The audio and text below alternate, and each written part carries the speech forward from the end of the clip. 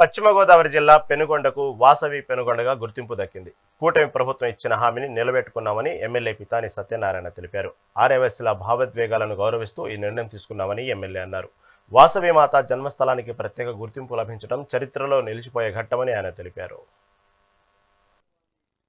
వివరించే విధంగా ఒక పెనుగొండ అని చెప్పుకోకుండా వాసవి పెనుగొండగా ఈనాడు పెనుగొండ పట్టణానికి వచ్చేసిన యాత్రికులు, అభిమానులు, మాత యొక్క కరుణా కటాక్షాలతోటి చాలామంది భక్తులు ఆదివాసులే కాకుండా ఇతర కులాల నుంచి కూడా వాసవి మాతను పూజించే వారందరూ కూడా భవిష్యత్తులో మీ అందరి యొక్క గౌరవాన్ని నిలబడించడానికి, మీ అందరి యొక్క ఆలోచనని గౌరవించడానికి ఈ ప్రభుత్వం తీసుకున్న నిర్ణయం మీ అందరి యొక్క కోరికలు తీర్చడంలో ప్రభుత్వం సఫలీకృతమైందనే మాట ఈనాడు రాష్ట్ర ప్రజలకి, రాష్ట్ర ప్రభుత్వం, కూటమి ప్రభుత్వాన్ని కూడా అభినందనలు తెలియపరుచుకుంటా ఉన్నాను.